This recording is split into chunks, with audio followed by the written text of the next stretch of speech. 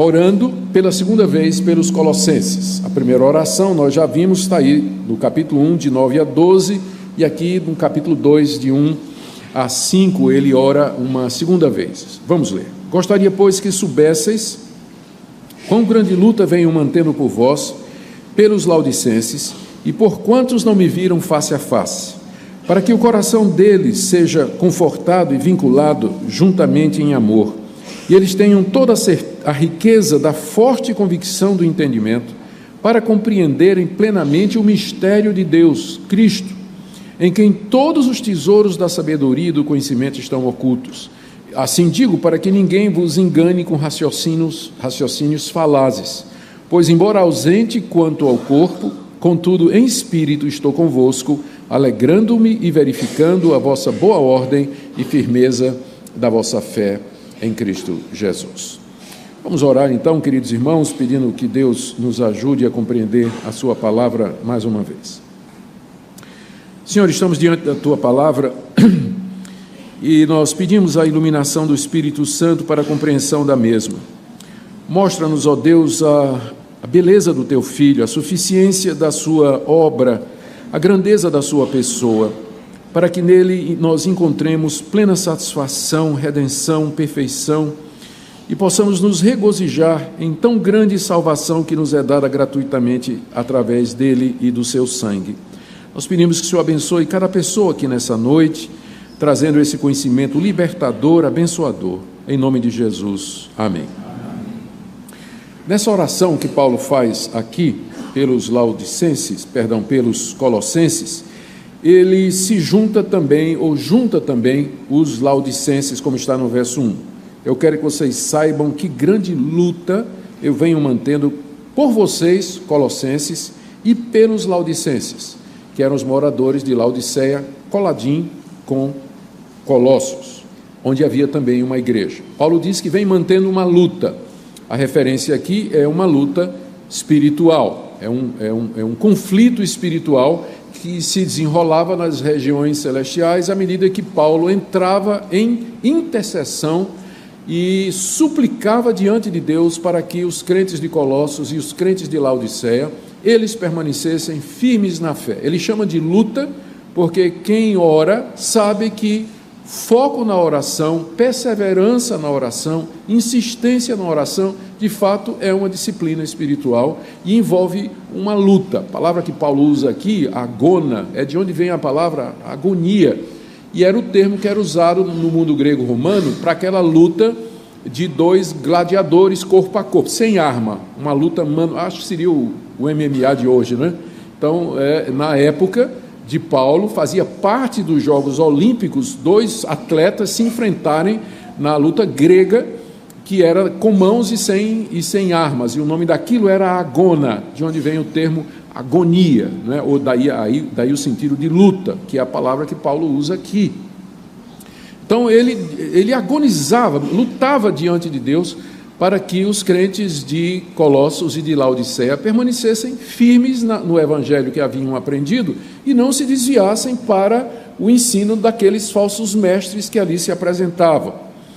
E é o que ele diz no verso 2, a minha oração é para que o coração deles, dos laodicenses e de vocês, colossenses, seja confortado, vinculado juntamente em amor e que tenham, mais uma vez, a mesma expressão pela qual ele já orou, já vimos isso ontem, que tenham toda a riqueza da forte convicção do entendimento. Ou seja, eu oro para que vocês tenham plena convicção do entendimento, para que vocês tenham certeza dessas verdades nas quais vocês foram instruídos, para que, uma vez que o crente está convicto, se ele tem essa forte convicção no seu entendimento, ele dificilmente vai ser levado por uma falsa doutrina. Crentes que se desviam, geralmente sempre foram crentes que nunca tiveram forte convicção, nunca foram seguros na doutrina bíblica na qual eles foram instruídos, e aí então são levados pelos falsos mestres. Paulo ora para que os crentes de Colossos e Laodiceia, eles tenham essa forte convicção do entendimento, para compreenderem plenamente o mistério de Deus, que é Cristo.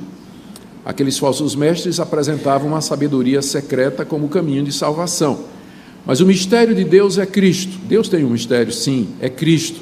Mas o mistério de Deus é um mistério... Isso é mistério, viu, irmão? Vou aproveitar a descontração para tomar um pouquinho d'água aqui.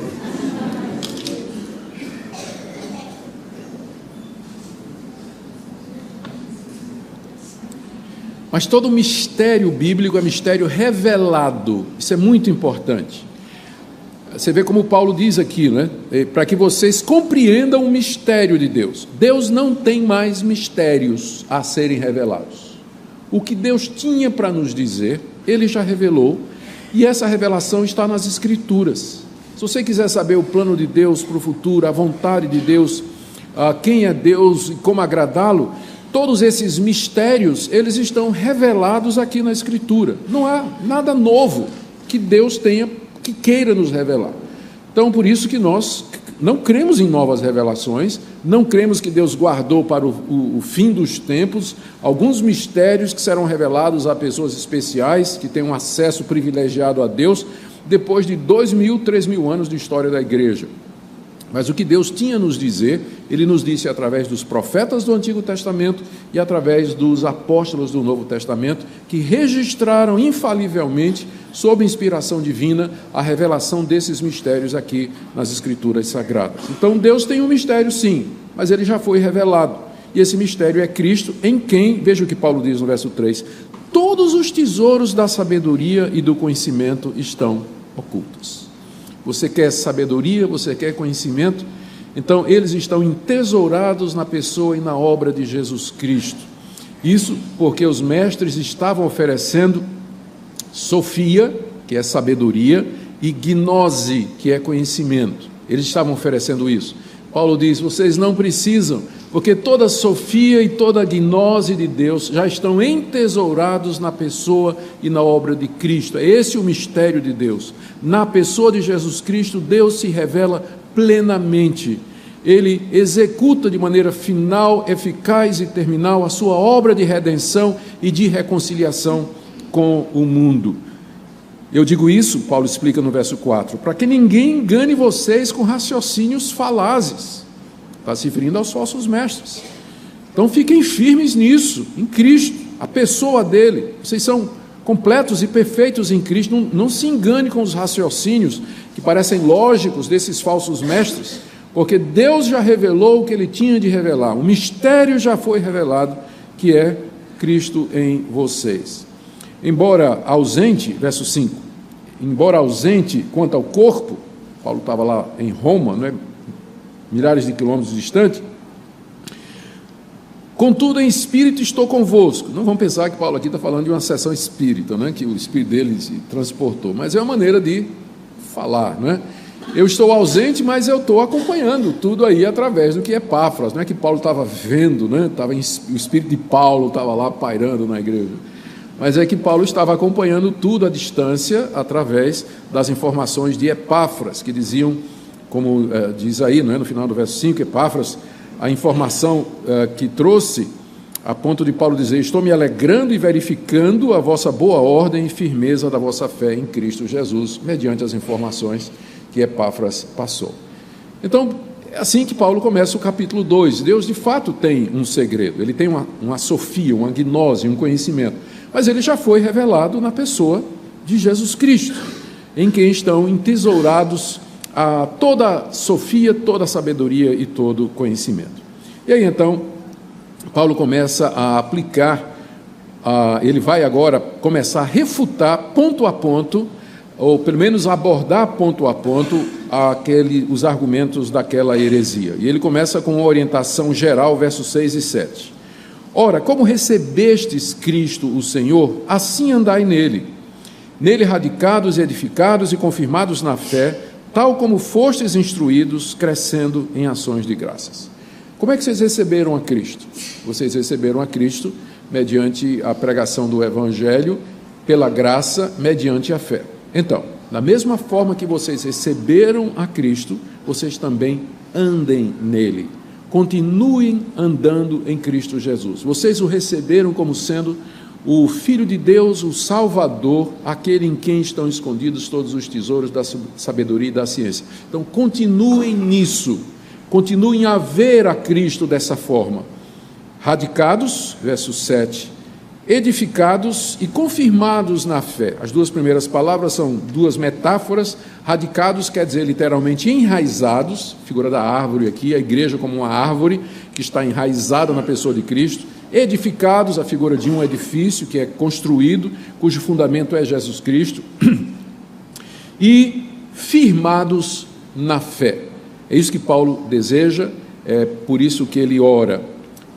Tal como fostes instruídos, crescendo em ações de graças. E aí, do verso 8 em diante, que é o que nos interessa mais diretamente hoje à noite, ele vai então enfrentar cada um daqueles pontos. Eu quero só chamar a sua atenção aqui para o fato de que Paulo combinava duas coisas. Ele orava pelos colossenses e ele ensinava aos colossenses. Isso é importante no ministério pastoral. Às vezes nós pensamos que basta instruir e os pastores esquecem de orar. Ou então tem pastores que são homens de oração, mas ensino zero. Então, só oração não basta e só ensino não basta. Para manter a igreja firme, para manter os membros firmes na fé, os seus líderes têm que orar, agonizar em oração, como Paulo estava fazendo aqui, e instruir a igreja. São duas coisas, andam juntas. Não pode separar. Se você só instrui, mas não ora, sua instrução, ela pode chegar a convencer intelectualmente um ou outro, mas ela não desce para o coração, pelo poder do Espírito Santo. Se você ora, você vai criar um clima de espiritualidade na igreja, mas falsa, sem espinha dorsal, que não vai suportar a entrada de falsos ensinamentos. Falso ensinamento. Toda verdadeira espiritualidade, ela tem que ter uma teologia forte por detrás, senão ela vira misticismo, ela vira pragmatismo, ela vira superstição. E o que tem de crente supersticioso dentro das igrejas, a gente não faz ideia, né? Crente supersticioso, tem muito, que pega os cacuetes evangélicos e, a semelhança dos nossos amigos católicos, né, deixa a Bíblia aberta no Salmo 95, né, na entrada de casa. E tem um monte de outras coisas, copo d'água, é grande a lista, não vou entrar nisso agora, né? Por aí vai. Então, sem teologia vira superstição evangélica. Muito bem, vamos lá, do verso 8 até o verso 9, Paulo trata primeiro da questão do gnosticismo. Nós já vimos do gnosticismo e dualismo. Nós já vimos que o movimento gnóstico era um movimento cujo nome já indica, trazia como ensinamento principal um conhecimento, gnose, secreto, que dava acesso a Deus. E esse conhecimento envolvia, esse conhecimento passava pelo envolvimento do adorador, do iniciado, com os espíritos desse mundo, os espíritos rudimentares desse mundo, que eram os anjos, que seres celestiais que ocupavam espaço entre nós e Deus, morando em todo o exército celestial, sol, lua, estrela. Como é que a gente sabe disso? Está na Bíblia? Não, a gente sabe disso pela arqueologia, pela descoberta histórica de bibliotecas, de livros datando do século II, que nos mostram como funcionava o gnosticismo. Eu fiz referência às descobertas ontem, não vou perder tempo recuperando tudo, porque nosso tempo aqui está bastante limitado. Então, juntamente com isso, havia além dessa gnose, havia essa visão equivocada de mundo, de que o mundo material era inferior e intrinsecamente mal, sendo reflexo do mundo das ideias ou do mundo espiritual. Essa dualidade de visão estava também presente no ensinamento dos falsos mestres. Olha o que Paulo diz a respeito disso, no verso 8 até o verso 10. Cuidado, que ninguém vos venha a enredar com sua filosofia e vãs sutilezas, conforme a tradição dos homens, conforme os rudimentos do mundo, e não segundo Cristo, porque nele habita corporalmente toda a plenitude da divindade. Também nele estáis aperfeiçoados, ele é o cabeça de todo principado e de toda potestade. Ele começa com uma advertência para que ninguém os enredasse com sua filosofia e vã sutileza. Enredar, Paulo está tirando essa expressão da linguagem popular da sua época. Enredar significava preparar uma pequena rede como armadilha para pequenos animais ou aves. Era uma das maneiras de caçar daquela época. Eu, quando era criança, pegava muito passarinho, colocando visgo de jaca naqueles galhos de árvore, perto de bebedouro, onde eu sabia que os passarinhos vinham pousar. Não está sendo gravado não, o Ibama não está vendo isso não, né? Ainda bem. Naquela época não tinha restrição, né? Mas eu sabia exatamente onde os passarinhos iam pousar, pegava o visgo da jaca, que eu acho que muita gente aqui não tem ideia do que é jaca, né? Então passava nos galhos de árvore. Eu só digo uma coisa, é melhor do que piqui, pode ter certeza. Passava lá e o passarinho sentava lá e ficava preso. Então, essa era uma maneira. Na época de Paulo, se usava pequenas redes que eram colocadas nos locais onde os animais costumavam passar, e eles eram enredados ali, e vinha o caçador e os apanhava. Paulo está usando essa figura aqui. Cuidado que ninguém enrede a mente de vocês. Esses falsos mestres, eles colocam armadilhas mentais para levar cativo o pensamento de vocês para a ideia deles, para os erros deles. E o que é que eles usam? Filosofia. Aqui Paulo está falando, não vejo nada em Paulo contra a filosofia, mas o que eu vejo é Paulo achando sempre que a filosofia mundana ou do homem, ela é incapaz de trazer aquele verdadeiro conhecimento que só se encontra na pessoa de Jesus. Então, quando a filosofia é usada para promover uma visão de mundo ou um sistema religioso onde Cristo não tem lugar, você vê o apóstolo Paulo batendo de frente com a filosofia, que é o caso aqui. E, no caso, a filosofia em mente é o neoplatonismo, que tem aquela divisão que eu falei entre espírito e matéria. Então, uma das coisas que aqueles caçadores de mentes estavam usando era o neoplatonismo e vãs sutilezas, que seriam os argumentos sutis da lógica e da retórica que os gregos tanto apreciavam. Eles eram craques em fazer isso. Então, usando argumentos sutis de lógica, retórica, junto com a filosofia, eles estavam querendo enlaçar, capturar a mente dos crentes da igreja de Colossos. Geralmente é assim que os propagadores de seitas e falsas ideias fazem. Você que está na universidade, que está cursando a universidade, você sabe que é mais ou menos assim que o seu professor de física, química, de ciências, ele se apresenta, não é? Ele vem com todo esse raciocínio, ele vem com toda essa sutileza, apresentando uma visão de mundo que exclui completamente a Deus ou a necessidade da existência de Deus para haver um universo e para o funcionamento desse universo. E às vezes o crente fica lá encolhidinho, com medo, porque o argumento é forte, não é?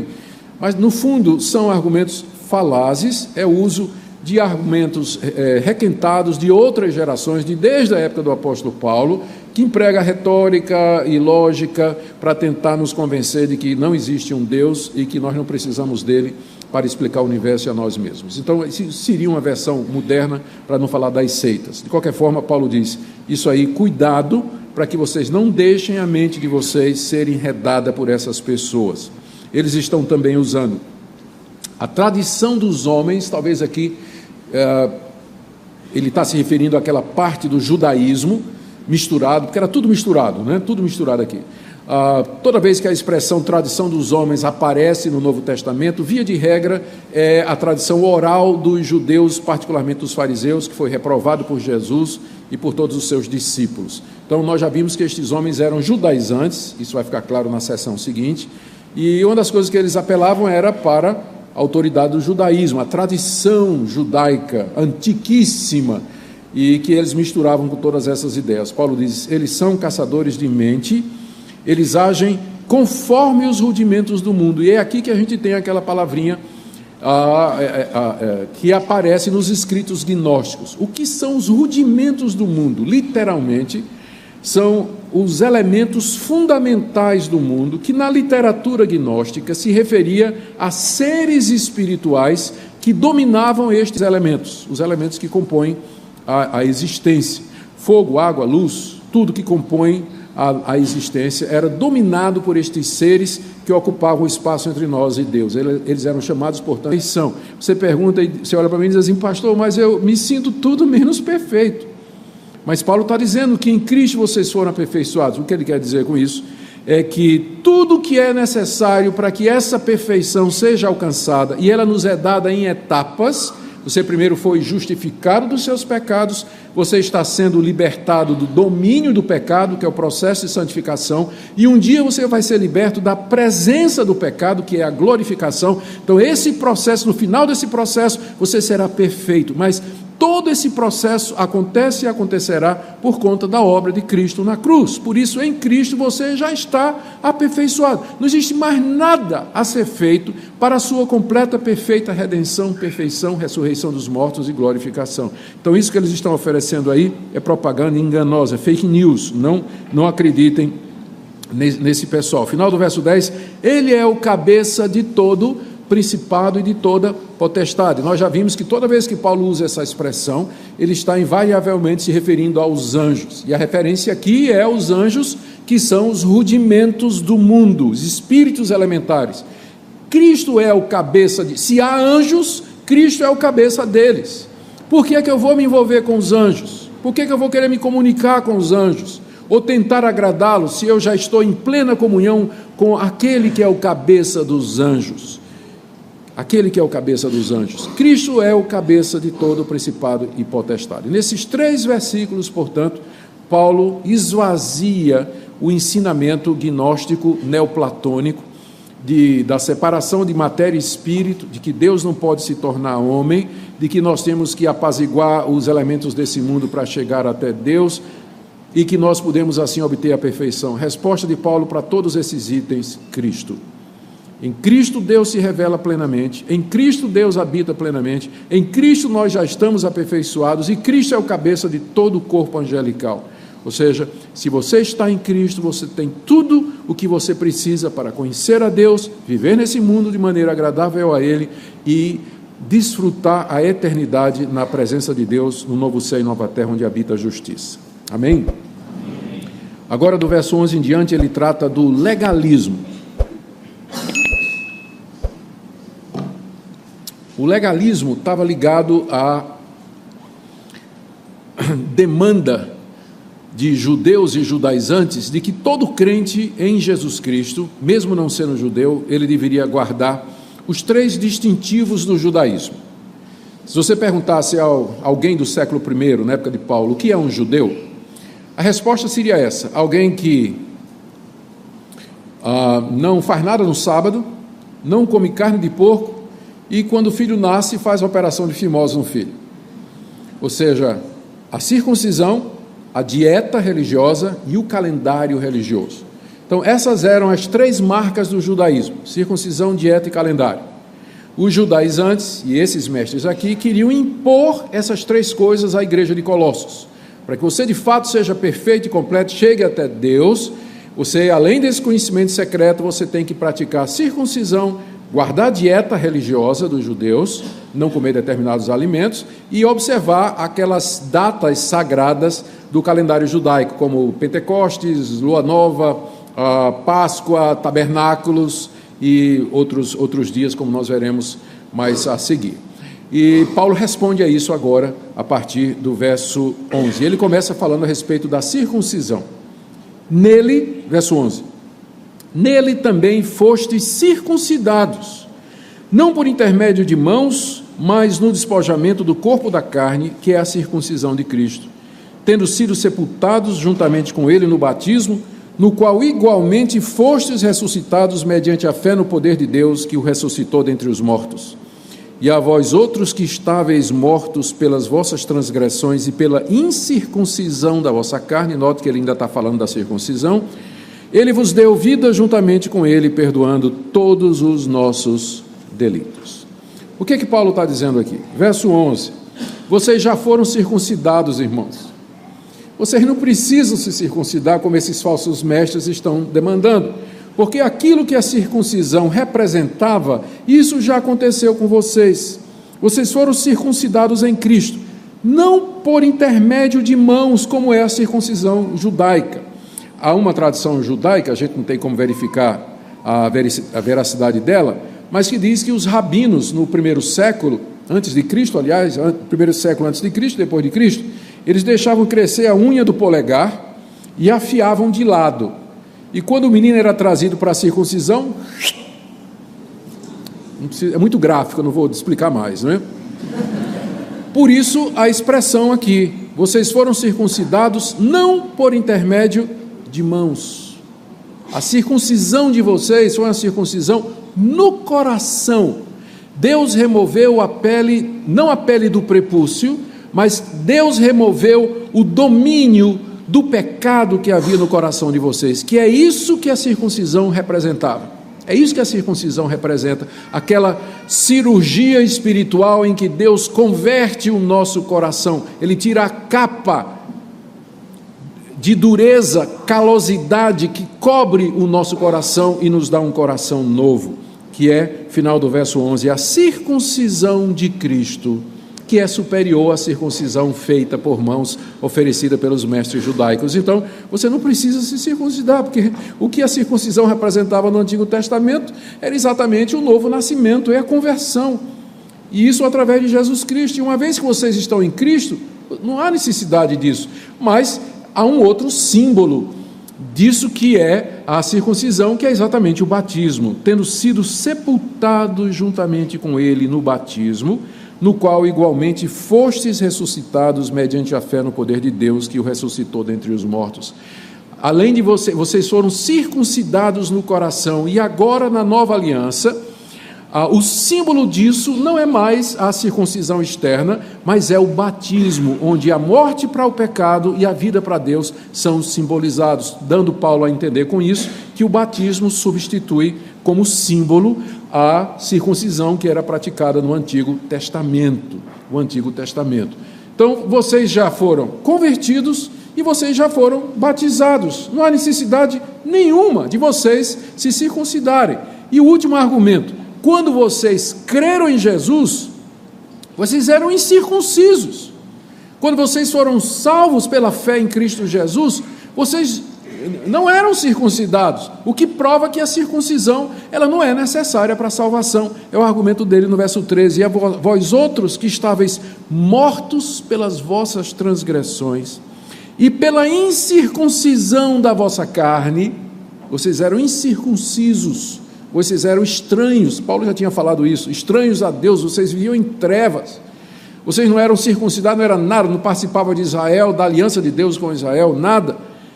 O que é que Deus fez quando vocês estavam assim, meados do verso 13? Ele vos deu vida juntamente com Cristo, perdoando todos os vossos delitos. Quando Deus perdoou vocês, vocês nem eram circuncidados. Então, por que valorizar esse rito que era da antiga aliança, era simbólico, típico, apontava para a conversão, o novo nascimento, a aliança que nós temos com Deus e que agora é simbolizada no batismo. Do verso 14 ao verso 15, Paulo agora, ele fala da lei em geral. Lembra, ele ainda está tratando da questão da lei, da imposição da lei de Moisés, dos requerimentos da lei de Moisés sobre os cristãos. Ele continua, tendo dito no verso 13 que ele nos deu vida perdoando todos os nossos delitos, ele continua no verso 14, tendo cancelado o escrito de dívida que era contra nós e que constava de ordenanças, o qual nos era prejudicial, removeu inteiramente, encravando-o na cruz. A grande pergunta aqui no verso 14 é: o que é esse escrito de dívida que era contra nós? A primeira resposta que geralmente vem na cabeça dos crentes é aquela listinha dos pecados que Deus guarda de cada um de vocês lá no céu. É o escrito de dívida contra vocês que Deus lá, na verdade, hoje em dia, Deus provavelmente vai usar um iPad, ou então, ele vai ter uma listinha lá de todos os seus pecados, passados, presentes e futuros, que é o escrito de dívida contra você. Então, por mais que isso possa ser verdade, não é o que Paulo está falando aqui. Veja só, ele diz que esse escrito de dívida consta de ordenanças. Está vendo aí, no verso 14? E mais, que nos era prejudicial. Qual é o escrito de dívida constando de ordenanças e que nos é prejudicial? Resposta: a lei. A lei de Deus, a santa lei de Deus. Os 10 mandamentos, em especial, é o escrito de dívida que nos é contrário e nos é prejudicial. Por quê? Porque os 10 mandamentos, eles mostram o quão pecador eu sou e me coloca na condição de devedor diante de Deus. Não terás outros deuses diante de mim, não farás para ti imagem de escultura, e por aí vai. São 10 mandamentos, e nós não guardamos nenhum deles. Lembrando especialmente que o Senhor Jesus disse que o alcance do mandamento era interior também. Então não é só não adulterarás. Se você olhar para uma mulher com intenção impura, você quebrou esse mandamento. Você no coração já adulterou com ela. Também não é só não matarás, dar um tiro em alguém. Se você disser para o seu irmão raca ou idiota ou tolo, te odiar o seu irmão, você já quebrou esse mandamento também. Então os 10 mandamentos, a lei de Deus, na verdade, elas são escrito de dívida que nos é contrário, porque a lei não foi dada para a nossa salvação. A lei foi dada para fazer esse efeito de mostrar que nós somos pecadores, endividados diante de Deus, inadimplentes, incapazes de pagar a nossa dívida. Porque o que é que vamos oferecer a Deus? Por todas as transgressões que nós já cometemos dos seus mandamentos. Quando eu era evangelista no interior de Pernambuco, ainda antes de entrar no seminário, pregando lá nos moradores da cidade de Gamileira, na usina Cucaú, cortadores de cana, eu distribuía folhetos de casa em casa, ia de casa em casa, batia na porta, e se tinha oportunidade eu entrava, começava a falar, pregar o evangelho, e começava dizendo para a pessoa de que, de acordo com a Bíblia, ela era pecadora, e que ela estava em dívida diante de Deus. E a pessoa geralmente reagia: não, eu sei que eu sou pecador, mas tem gente pior do que eu. Você precisa ver o vizinho aqui, o que é que ele faz com a esposa, como ele grita com a mulher, esse tipo de coisa. Isso era o que ele falava. E então eu tinha geralmente uma estratégia. Eu dizia: eu posso ler os 10 mandamentos para o senhor, e aí nós vamos ver aqui o quão realmente pecador o senhor é. E aí nós vamos interpretar como Jesus interpretou os 10 mandamentos, alcançando o coração, as palavras e a mente e tudo mais. Quando eu começava a ler os 10 mandamentos, quando chegava no 10º, ele estava calado. A consciência o acusava de ter quebrado todos os mandamentos. E é para isso que a lei foi dada, para mostrar que você é um pecador, que você é indigno de Deus, que você deve a Deus. Por isso a lei, ela é o escrito de dívida que nos é contrário, constando das ordenanças. O problema não é a lei é santa, é justa e boa, porque reflete o caráter desse Deus santo, justo e bom. O problema sou eu, que sou um pecador e não guardo essa lei, sou rebelde, vivo em trevas, sou desobediente, quero fazer minha vontade, não me importo com Deus, e o resultado é que eu quebro tudo isso, e está tudo registrado, está tudo contra mim, diante dos anais celestiais, quem eu sou, e o escrito de dívida. E era isso que os judaizantes queriam que os crentes de Colossos fizessem, que guardassem a lei para ser salvos. Olha o que é que Paulo diz então, agora que a gente sabe do que se trata, vamos ler de novo, verso 14: tendo cancelado o escrito de dívidas que era contra nós, e que constava de ordenanças, o qual nos era prejudicial, removeu inteiramente, encravando na cruz. O que é que Deus fez? Deus tomou esse escrito de dívida que nos era contrário, que constava de ordenanças, e os mesmos pregos que prenderam as mãos e os pés de Jesus na cruz, foram os mesmos pregos que prenderam a lei também, e com sangue de Cristo foi escrito cancelado. Agora me peça, faz sentido pedir para o cristão guardar a lei para ser salvo? Faz sentido o legalismo, ou seja, a obediência de normas e regras divinas ou humanas, como uma tentativa de eu me justificar diante de Deus, uma vez que a norma maior de todas, o próprio Deus cancelou, removeu inteiramente através do sacrifício de Cristo na cruz? Não entenda Paulo mal, ele não está dizendo com isso que nós não estamos mais debaixo de lei. Nós vamos ver isso amanhã, quando Paulo começar a aplicar todas as consequências da obra de Cristo. Ele vai dizer: você tem que viver uma vida santa, você vai ter que viver uma vida reta, no casamento, na família, no trabalho. Vamos ver isso a partir de amanhã. Só que isso é o resultado da redenção e não a causa dela. A lei, como meio de salvação, ela foi completamente cumprida, a ponto de Paulo usar essa linguagem: Deus removeu a exigência completamente, encravando na cruz o escrito de dívida que nos era contrário. O que não significa, como veremos, que Deus não requer de nós que nós vivamos de acordo com essa graça e essa misericórdia que nos foi dada. Por enquanto, vamos ficar com essa parte aqui, que a lei não foi dada para nos salvar e que a guarda dela e dos seus requerimentos nunca serão suficientes para nos justificar diante de Deus. E aí, junto com isso, surpresa, Paulo diz no verso 15, numa conexão que não fica claro à primeira vista: e despojando os principados e potestades, publicamente os expôs ao desprezo, triunfando deles na cruz. Agora aqui Paulo ficou realmente complicado, porque no verso 14 ele está falando da lei, de como Deus a removeu mediante a cruz de Cristo Jesus. E agora no verso 15 ele está falando dos principados e potestades, que nós já vimos, se refere aos anjos. O que é que anjo tem a ver com lei? E por que é que está na sequência? Aqui eu creio que a sequência é a seguinte: os principados e potestades, a que Paulo se refere aqui, são o diabo e seus anjos. Qual é a ferramenta ou qual é a arma que o diabo usa diante de Deus para exigir a nossa condenação? A lei. Ó Deus, eis-me na tua presença. Estou aqui falando como o diabo, mas não confunda as coisas, por favor. Não confunda. Olha o teu servo Augustus, invejoso, quebrando aí o 10º mandamento, cobiçando o ministério dos outros pastores. O Senhor vai deixar isso assim? Tu não és santo? Qual é a força da acusação do diabo contra a igreja? A lei. Ele é o acusador dos irmãos. Então, diante de Deus, ele pede a sua condenação todo dia,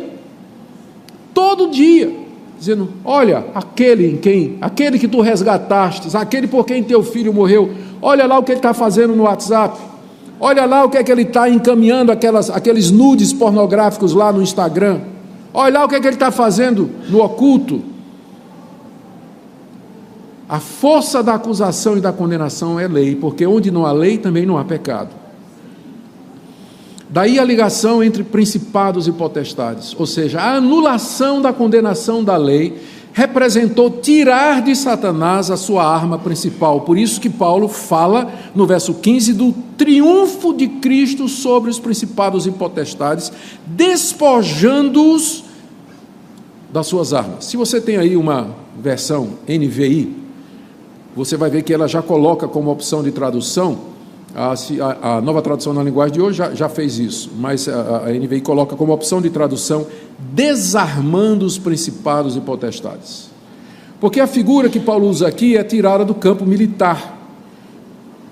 Quando um soldado em batalha vencia outro, ele despojava o vencido, ou seja, tirava o seu escudo, tirava a sua couraça, tirava a sua espada, tirava o seu arco, sua flecha, sua lança e levava como troféu para casa. Então isso era despojar o inimigo, que significa desarmar, porque na hora que você tira o escudo, a espada, você está desarmando. Essa figura que Paulo está dizendo aqui, que Cristo desarmou os principados e potestades, desarmou. E quando é que isso aconteceu? Diz aí no final do verso 15: triunfou deles na cruz. Quando é que Cristo desarmou os principados e potestades? Há 2000 anos passados, quando na cruz triunfou sobre eles. Mais uma vez a linguagem é militar. Publicamente os expôs ao desprezo. Publicamente os expôs ao desprezo. Quando o soldado vitorioso, se fosse um general, ele voltava para sua casa depois de uma campanha militar vitoriosa, ele entrava em procissão triunfal na sua vila, na sua carruagem, com a coroa de louros, distribuindo os bens e despojos entre a população, e atrás dele vinham amarrados os prisioneiros de guerra. Então a multidão aplaudia o general e envergonhava os vencidos, insultando, jogando excremento, gato morto, tomate podre, piqui, todas essas coisas naquele pessoal. Deve ser alguma coisa errada, pastor? Não?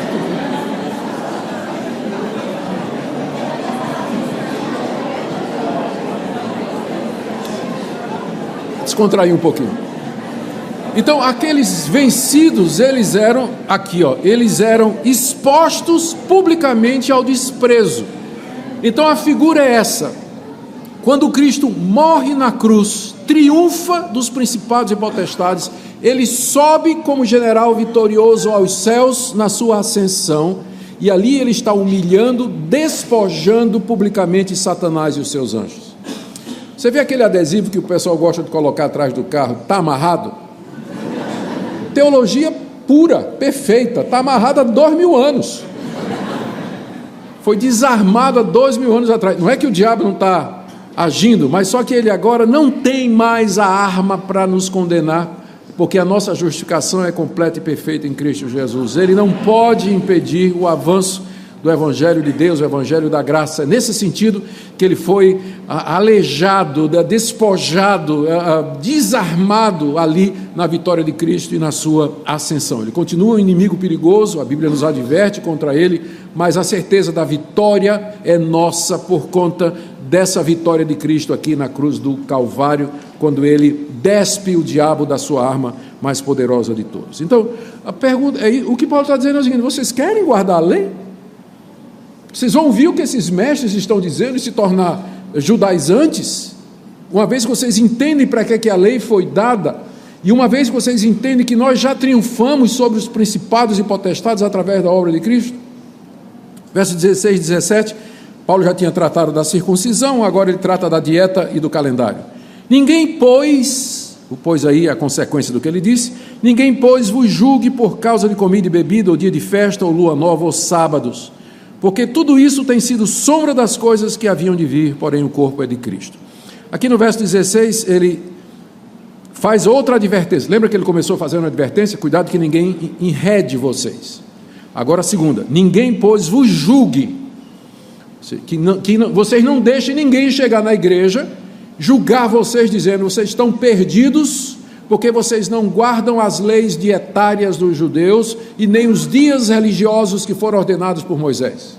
Que ninguém julgue ou condene a fé de vocês com base nisso, porque estas coisas, elas, Paulo diz aqui, elas são sombra do que haveria de vir. Era isso que os mestres estavam fazendo lá em Colossos e Laodiceia. Eles diziam: vocês são crentes em Jesus? Somos. Mas espera, não estou vendo ninguém. Vocês estão comendo um porco aqui, um leitão, uma pururuca aqui? Sim, é bom, gostoso, mas não pode. A lei de Moisés diz que não pode. Como é que você pensa que vai para o céu quebrando a lei de Moisés, comendo carne de porco, né? Galinha cabidela? Você sabe o que é galinha? Molho pardo, né? Com sangue. Como é que vocês vão tudo para o inferno, né? Quebrando a lei de Moisés?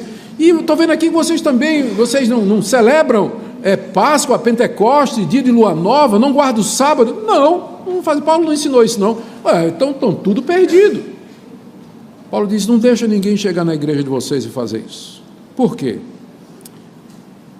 Verso 17: porque tudo isso tem sido sombra das coisas que haviam de vir, porém o corpo é de Cristo.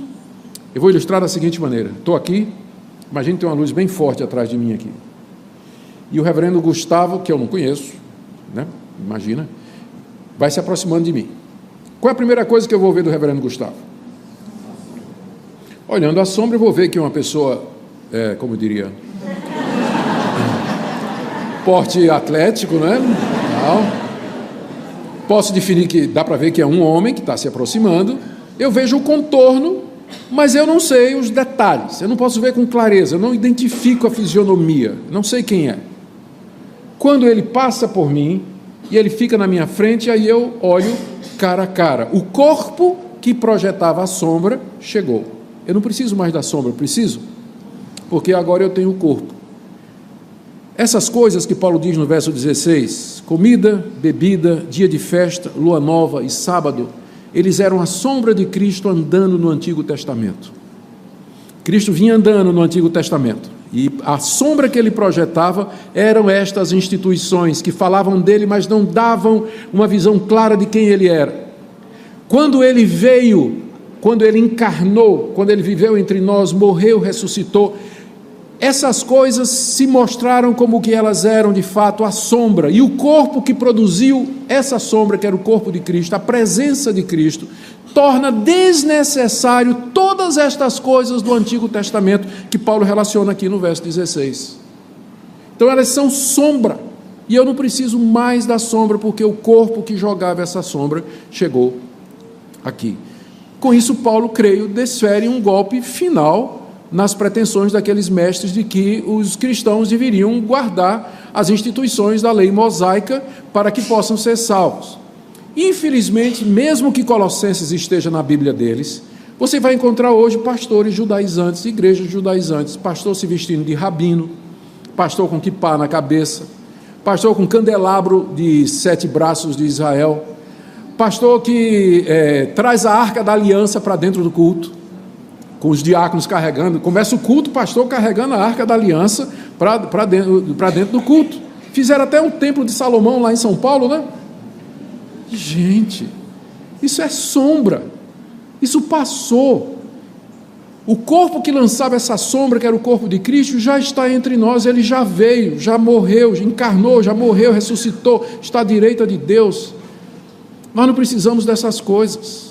Se você disser assim, pastor, mas minha consciência não deixa eu comer o leitão pururuca, fica à vontade, meu irmão, só não julgue os outros, como diz aqui, não julgue os outros por conta disso. Pastor, não consigo comer sangue, eu acho que está errado. Fica tranquilo, irmão. No dia que você me convidar para ir na sua casa, eu garanto a você que eu não vou pedir esse tipo de cardápio, mas não julgue os outros que, à luz do que a Bíblia ensina, se sentem livres para viver sem estar debaixo da lei dietária de Moisés. Ninguém julgue vocês por conta disso.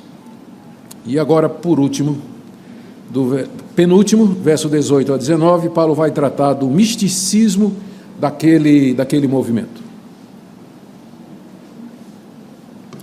Terceira advertência: ninguém se faça árbitro contra vós outros, pretextando humildade, culto dos anjos, baseando-se em visões, enfatuado, sem motivo algum na sua mente carnal, e não retendo a cabeça, da qual todo o corpo, suprido e bem vinculado por suas juntas e ligamentos, cresce o crescimento que procede de Deus. A terceira advertência: a primeira foi que ninguém escravize a mente de vocês, a segunda foi que ninguém julgue vocês com base nas leis dietárias e de festas de Israel, e a terceira, que ninguém se faça de árbitro contra vocês, que não chegue ninguém no meio de vocês arbitrando e colocando o cartão vermelho e dizendo: você está expulso do jogo, você não vai entrar no reino dos céus, porque você não segue a nossa gnose, você não cultua os anjos, você não segue essa visão do gnosticismo.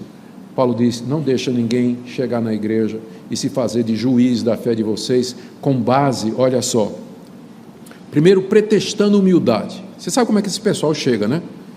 Piedoso, humilde, pessoa de oração, que tem uma vida santa, reta, perfeita, vem assim, com humildade. Nenhum falso profeta vem com rótulo na testa, herege, nenhum deles vem.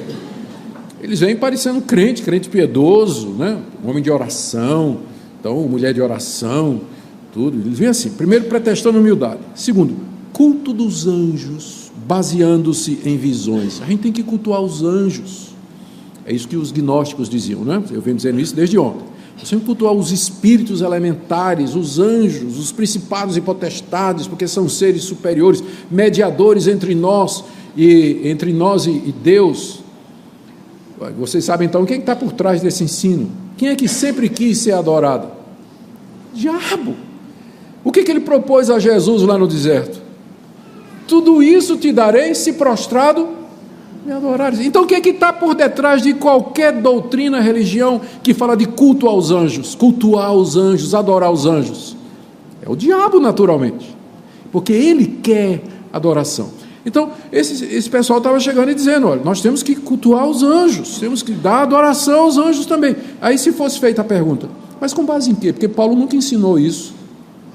Paulo admitia principados e potestades, mas sempre mandou a gente ter cuidado, né? Inclusive lá em Éfeso, quando ele pregava, ele dizia: tome a armadura de Deus, porque nossa luta não é contra carne e sangue, mas contra principados e potestades. Então o mundo angélico é misterioso, é invisível, é sutil. Você nunca sabe com que tipo de anjo você está falando, porque diz que Satanás se transforma em anjo de luz.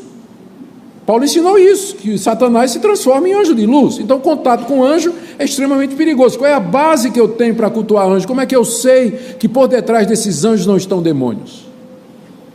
Aí a resposta é: não, porque eu tive uma visão. Não é isso aqui, ó? Baseando-se em visões. Não, eu tive uma visão. Deus me apareceu e me deu esse conhecimento secreto, essa gnose que vocês não têm. Paulo não tinha esse conhecimento, mas eu tenho esse conhecimento, dizia o falso mestre. E esse conhecimento significa, no final, que nós temos que apaziguar, temos que adorá-los, cultuá-los para podermos chegar até Deus. No gnosticismo estabelecido do século II, quando o gnosticismo se tornou uma religião bem organizada e tudo mais, eles chamavam esses anjos de íons, e tinham diversos níveis de íons entre nós e Deus que nós tínhamos que vencer. À medida que a gente progredisse no conhecimento, a gente ia avançando nessa escala hierárquica de anjos, até que finalmente chegaríamos lá na presença de Deus e na presença de Cristo. Embora não ainda com toda a sofisticação do século II, mas já no século I o gnosticismo trazia essa ideia do culto a anjos. E qual era a autoridade baseada em visões? Eu poderia passar aqui um bom tempo mostrando para vocês que praticamente toda a falsa religião que surgiu do cristianismo até hoje, ela foi baseada em visões.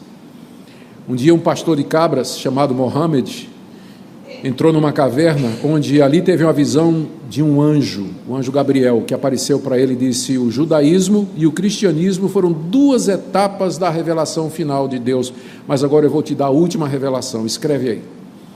Mohammed não sabia ler nem escrever, decorou, passou para um colega que escreveu e saiu o Alcorão, o livro base do islamismo, baseado nas visões que Mohammed teve numa caverna do anjo Gabriel.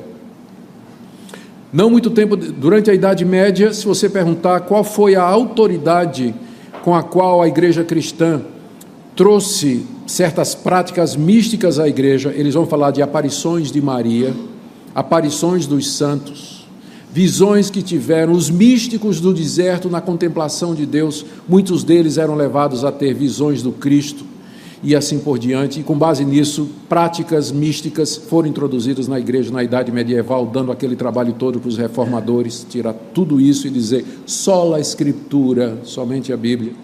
Depois da Reforma Protestante, ou durante o tempo da Reforma Protestante, já tinha grupos falando, Calvino chamava de os entusiastas, que diziam que dizer que Deus fala só pela Bíblia era prender Deus, o Espírito Santo, num livro.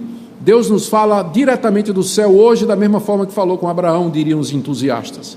E Calvino teve que escrever um tratado, primeiro em francês, depois traduziu para latim, onde ele então enfrentava estes entusiastas que havia durante o período da Reforma. Mais tarde, no período da expansão da Reforma Protestante, surgem grupos como Quakers e outros que tinham visões de Deus, que ficava o nome Quaker, né, porque eles entravam em transe e ficavam tremendo. Então não tem nada novo debaixo do sol hoje em dia, né? O pessoal que não conhece a história da igreja pensa que a gente está assim vendo coisa nova. Nada. Na época da Reforma já tinha todo esse tipo de manifestação que o pessoal vem hoje, pastor metralhadora, já viu no vídeo no YouTube, pastor metralhadora, pastor peão que fica rodando. Eu vi um pastor que depois de ter sido batizado com o Espírito Santo queria subir num pau de sebo montado no meio da igreja. Está tudo na internet, mas nada disso é novidade. Na época da Reforma já tinha tudo isso. Um dia um menino chamado Joseph Smith, ele diz que quando acordou, que durante a noite, ao lado da cama dele, apareceu um anjo chamado Moroni, dizendo: todas as religiões estão erradas e eu vou te dar a revelação para os santos dos últimos dias, que está escrito em egípcio antigo, numas placas que eu vou te mostrar a localização. Joseph Smith foi lá, fez a tradução do egípcio antigo para o inglês e surge o livro dos Mormons. O mormonismo é baseado nisso. Eu poderia escandalizar alguns de vocês aqui com mais algumas histórias que vocês vão ficar surpresos de onde determinadas coisas que os evangélicos aceitam hoje como padrão surgiu com gente tendo visão. Como, por exemplo, ninguém me jogue pedra, a ideia do arrebatamento secreto foi uma visão que uma moça teve num congresso de escatologia realizado há cerca de 200 anos atrás pelos irmãos Plymouth, lá na Europa. Essa moça teve uma visão de Cristo vindo secretamente para arrebatar sua igreja antes da grande tribulação, doutrina que nunca tinha sido ensinada na igreja antes disso. G12 Castellani teve uma visão de Cristo dizendo que a igreja estava errada esses 2000 anos, porque não entendeu que Cristo queria que a igreja fosse discipulada em grupo de 12, por isso que ele tinha chamado 12, era isso que a igreja deveria ter continuado a fazer, Mas agora Cristo apareceu a Castellani e mandou que ele restaurasse a vontade de Deus na igreja. Daí surge o movimento G12. E, como eu disse, a lista vai longe. Mas o que eu quero dizer é que, geralmente, a base de autoridade que é apresentada para esses novos ensinos é: eu tive uma visão. Deus me disse, Deus me apareceu, um anjo do Senhor me revelou. Por isso que a gente fica nervoso com gente dizendo isso, né? Deus me disse. Porque se Deus lhe disse, meu irmão, se Deus falou, você está acima de crítica. Eu vou dizer o quê?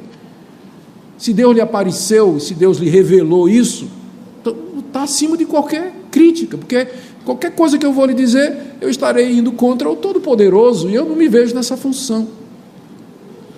E a Bíblia não nos ensina isso. Diz que é para testar os espíritos, é para examinar os profetas, é para confrontar os falsos mestres, que geralmente vêm com esse tipo de coisa. Paulo diz: olha, não deixe esse pessoal se colocar como árbitro da fé de vocês, pretextando visões. O resultado é culto de anjo e outras coisas. Essas pessoas, final do verso 18, são enfatuadas, né, cheias de si, sem motivo algum, na sua mente carnal. Não tem nada de espiritual aí, é simplesmente a mente carnal sendo religiosa e inventando coisa nessa área. Não retendo a cabeça, que é Cristo, da qual todo o corpo suprido, bem vinculado por suas juntas e ligamentos, cresce o crescimento que procede de Deus. Paulo está dizendo, isso aí não tem nada a ver com Jesus, porque ele já tinha dito, em Cristo é que estão todo o mistério de Deus, o conhecimento de Deus, a sabedoria de Deus, tudo está entesourado nisso. Essas ideias que estão aparecendo aí, nenhuma delas glorifica Cristo, nenhuma delas exalta Cristo, nenhuma delas é baseada em Cristo. É tudo fruto de uma mente carnal que apela para visões, trazendo esses falsos ensinos. Por isso, ninguém seja juiz de vocês, seja árbitro de vocês, trazendo essas coisas. Por último, do verso 20 até o verso 23, Paulo combate o ascetismo daquele movimento. Ascetismo ou ascese é a ideia baseada no neoplatonismo, na visão dualista de mundo, de que para que nós possamos ascender espiritualmente, para que nosso espírito possa se elevar, nós temos de quebrar a prisão da alma, que é o corpo. O corpo é a prisão da alma, e ele não pode se elevar até Deus se essa prisão não for quebrada. E a maneira de você quebrar o corpo para liberar a alma é submeter o corpo a castigos, privando-se de coisas básicas como comida, bebida, sono, lazer, casamento. E à medida que você então castiga o seu corpo e o reduz à escravidão, você libera o seu espírito, que vai então subir a Deus. Isso se chama ascese e é muito antigo e era praticado por esses falsos mestres que estavam chegando em Colossos e Laodiceia. Olha o que Paulo diz, verso 20. Se morrestes com Cristo para os rudimentos do mundo, nós já sabemos o que é que ele está dizendo aqui, não é? Porque como se vivesseis no mundo, vos sujeitais a ordenanças, não manuseis isso, não proves aquilo, não toques aquilo outro, segundo os preceitos e doutrinas dos homens, pois que todas estas coisas com o uso se destroem. Tais coisas, com efeito, têm aparência de sabedoria, como culto de si mesmo, de falsa humildade e de rigor ascético, todavia não tem valor algum contra a sensualidade. A grande pergunta aqui é, de que maneira eu posso combater a sensualidade? A palavra que Paulo usou o termo aqui, sensualidade, tem a ver com os sentidos, não é? Senso, né? Provar o sentir através dos sentidos, e é usada pejorativamente essa palavra no Novo Testamento, geralmente as experiências físicas relacionadas à sexualidade. Então a grande pergunta é, como é que nós combatemos a nossa sensualidade, que é o desejo de ter experiências na área sexual e que nem sempre são legítimas. Deus nos fez seres sexuados, então o sexo é um dom, é uma bênção da parte de Deus. Só que Deus cercou a prática sexual de cuidados e requerimentos para proteger a família, proteger a sociedade e nos proteger. Então, o sexo é bom se feito com a pessoa certa, da maneira certa, no tempo certo. Seja com sua legítima esposa, seu legítimo marido, após devidamente casados, não é? Após devidamente casados. Então, nesse sentido, é uma bênção. Mas o desejo está em mim, né? Desde cedo a gente vê a sensualidade surgindo no coração dos nossos filhos, das pessoas, enfim, de todo mundo. A pergunta é: como é que eu me controlo? Como é que eu me seguro? A resposta dos ascetas, a resposta dos mestres era: você tem que mortificar seu corpo. Você tem que se negar tudo isso, você tem que praticar a ascese.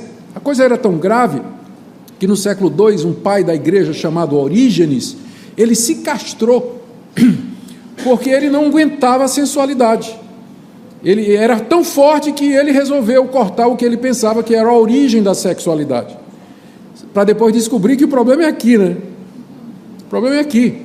Mas era isso que o ascetismo dizia, a ponto de dizer: nós temos que nos afastar do mundo. É a origem dos mosteiros no início da Idade Média, é a origem do voto monástico, do celibato, da virgindade perpétua de Maria, e enfim, todas essas doutrinas que têm por detrás a ideia de que a sensualidade ela precisa ser combatida através desse esforço para destruir o corpo, ou para quebrar o poder do corpo sobre nós. Paulo apresenta outro caminho aqui. Ele diz assim: vocês já morreram para isso. Em Cristo Jesus, vocês não somente tiveram perdão de pecados, mas a sua natureza pecaminosa foi crucificada com Ele. Vocês com Cristo morreram para o mundo, para os rudimentos do mundo, para essas religiões que são de demônios, e que oferecem essas alternativas que Paulo chama aqui de ordenanças: não manuseie isso, não prove aquilo, não toque aquilo outro. Paulo diz: isso é preceito e doutrina de homens. Isso aí não vai resolver o problema. Essas coisas, Paulo diz, com o uso se destroem. Se o problema então eu tenho que me abster de todo tipo de comida para que eu possa enfraquecer o meu corpo e elevar o meu espírito, isso aqui não tem nada a ver com jejum, Se eu tenho que fazer isso, então eu tenho uma resposta, eu tenho uma solução melhor para resolver o problema da comida: comer. Essas coisas com o uso se destroem. O problema é a comida, então eu como e ela se destrói. Resolvido. Não é a resposta dele aqui, está sendo irônico, não é? Essas coisas com o uso se destroem. Então não é que eu vou evitá-las, eu vou seguir o caminho natural que Deus determinou. Comida é para ser comida, e com isso ela se destrói e nos alimenta, e etc., por aí vai. E no final, essa vida de autonegação, inclusive daquilo que é lícito, os ascetas, eles se privavam do sono, se privavam da água, se privavam de comida, não casavam, se privavam do lazer e do descanso. Alguns desses ascetas, no início da Idade Média, eles faziam uma plataforma no alto de uma árvore e ficavam expostos a intempérie, tempestade, frio, calor, tudo, chuva, exatamente para quebrar. Se chicoteavam com frequência, não é? Autoflagelação.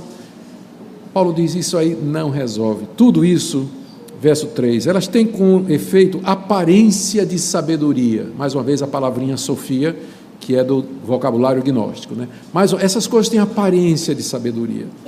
Você conhece fulana? Conheço. Fulana é uma santa mulher de Deus, nunca foi na praia, nunca viu novela da Globo, nunca fez as sobrancelhas, nem rapou a perna. Santa mulher de Deus. Tem aparência, mas tudo isso é, como Paulo diz aqui mesmo, culto de si mesmo. Quando a gente não está cultuando os anjos, está cultuando a si mesmo. Cultuar a Deus ninguém quer, né? Essa seita ensinava culto aos anjos por um lado e o culto a si mesmo, porque a ascese é exatamente isso. Nós temos outra versão moderna de culto de si mesmo, que é a pessoas que cultuam o corpo, a aparência, a beleza, a ênfase em ter um corpo saradão, bonitão e tudo mais. Se eles cuidassem do culto a Deus como eles cuidam do culto ao corpo, nós teríamos um grande avivamento na igreja brasileira. No fundo, muitas destas coisas é culto de si mesmo. Elas têm aparência, mas são culto de si mesmo. Falsa humildade e de rigor ascético. E ao final, todavia, não tem valor algum contra a sensualidade. Você pode castigar seu corpo, você pode fazer o que Orígenes fez, numa versão mais radical disso aí. Você pode viver uma vida de privação, de negação de si mesmo, mas isso não vai resolver o problema do pecado no seu coração. Inclusive, a história mostra que exatamente os mais legalistas nessa área são os que geralmente acabam caindo em pecado de imoralidade.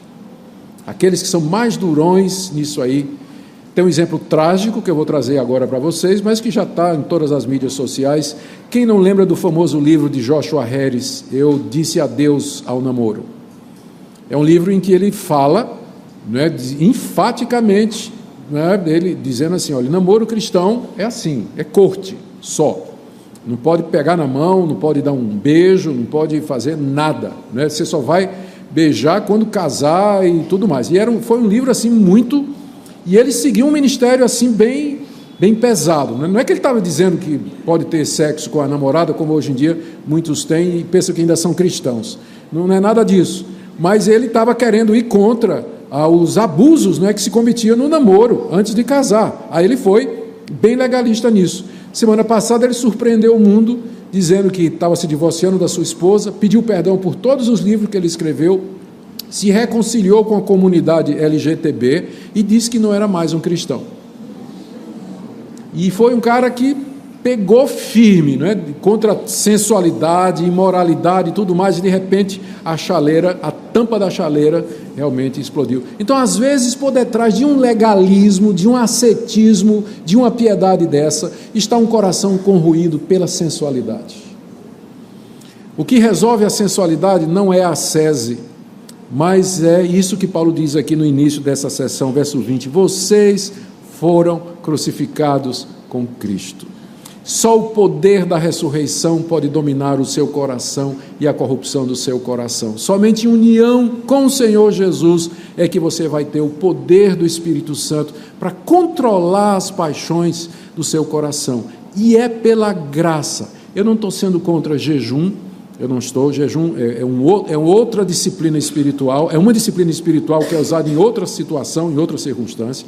Eu não estou dizendo que você não deveria, em certas situações, se abster de determinadas coisas para não cometer escândalo. O que eu estou dizendo é que o princípio que a Bíblia nos apresenta da libertação da sensualidade é a nossa união com Cristo. Daí o tema desse livro aqui é a suficiência de Cristo. Ele é suficiente para me aperfeiçoar, ele é suficiente para me reconciliar com Deus. Nele Satanás foi desarmado, nele eu já triunfei da lei, e nele a lei, a dívida, o escrito de dívida foi cancelado, e em Cristo eu tenho o poder para vencer a sensualidade do meu coração. Cristãos que vivem na prática da imoralidade, da pornografia e da impureza sexual, é porque não têm uma vida de comunhão íntima com o Senhor Jesus Cristo e, portanto, não vivem uma vida cheia do Espírito Santo. Lembre, Ele é o Espírito Santo, e se você está cheio dele, o primeiro efeito, de fato, vai ser santidade na sua vida. Eu quero terminar com algumas breves aplicações. Em primeiro lugar, uma palavra para você que é muito fã ou vive atrás de toda novidade que aparece no mundo evangélico e que talvez siga pastores e obreiros cuja autoridade é baseada em conhecimento secreto, revelações, acesso especial a Deus. Sabe que esse tipo de coisa é claramente contrariada na Escritura Sagrada. Deus, os mistérios que Deus tinha para nos revelar, Ele já revelou. Não há nada novo que Deus queira nos dizer. Não é que nós já sabemos tudo a respeito de Deus.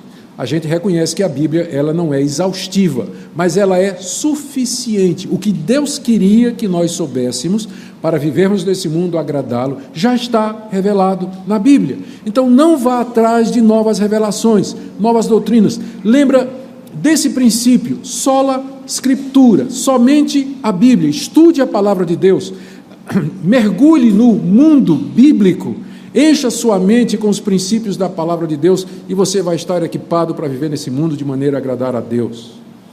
E minha segunda palavra é para nós pastores.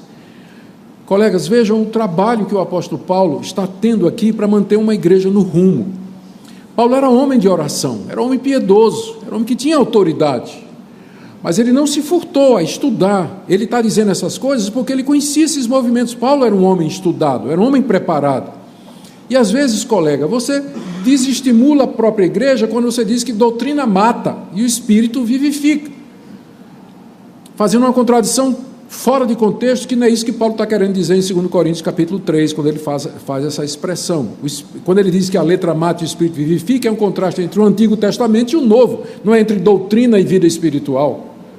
Às vezes nós mesmos desencorajamos as ovelhas de estudar a palavra de Deus. Nós damos ênfase em campanha de oração, de buscar a Deus, buscar prosperidade, resolver os problemas materiais, quebra de maldição, expulsão de demônio. Mas a mente dos cristãos não tem conhecimento de Deus, não conhece a verdade, eles se tornam presa fácil dos lobos devoradores que estão aí. Então faça um favor a si mesmo e ao rebanho que Deus lhe confiou, estude mais, leia mais a Bíblia, se prepare mais para ministrar a palavra de Deus, e quando for pregar, não pregue sua experiência não, colega, que a igreja está ali não é para ouvir as histórias da sua vida não. O povo de Deus vem para a igreja para ouvir a Escritura, ouvir a palavra de Deus, e é isso que você tem que ensinar a Bíblia, para esse povo carente, necessitado, sofrido. Amanhã Dona Maria vai estar na feira vendendo pastel, o que é que meu sermão de hoje à noite vai ajudá-la nisso? Você tem que pensar nisso. E por último, uma palavra a você que está lutando contra a sensualidade no seu coração, já foi derrotado tantas vezes, peca, confessa, peca, confessa, peca, confessa, e está cansado disso, talvez porque você tem tentado de maneira cética ou por suas próprias forças, ou talvez você até já desanimou, mas eu queria nessa noite encorajar você com a doutrina da suficiência de Cristo. Ele já desarmou os principados e potestades, ele já cancelou o escrito de dívida, portanto se levante, peça perdão a Deus, aceite esse perdão e comece de novo, e comece da maneira certa, lembrando que você foi unido a Cristo, mediante o poder do Espírito Santo, através da conversão pelo Evangelho, e de Cristo tire o poder necessário para vencer a cobiça, a impureza, a imoralidade e a sensualidade do seu coração. Eu queria orar por você nessa noite, para que Deus o abençoasse. Queria convidá-lo a ficar em pé, todos fiquemos em pé, e nós vamos orar pedindo que o nosso Deus aplique essa palavra em nosso coração, e em seguida a palavra está com o reverendo Gustavo. Senhor, nós estamos todos diante de Ti nessa noite, gratos pela obra completa e perfeita de Jesus, em quem estão escondidos todos os tesouros da sabedoria e da ciência. Ó Deus, Te damos graças porque esse mistério nos foi revelado pelo Evangelho, e nós podemos ter acesso a esse que é o conhecimento mais importante do mundo, porque do que adianta o homem ganhar o mundo e perder sua alma? E aqui nós estamos, ó Deus, diante de Ti, pedindo graça e misericórdia, para vivermos uma vida santa e reta, em gratidão diante de Ti, por tudo que o Senhor nos tem feito. Abençoa esse povo querido que está aqui nessa noite, que nos acompanha online, pelas redes sociais, que o Senhor esteja abençoando, guiando em tudo. É o que nós te pedimos em nome de Jesus. Amém. Vocês podem sentar.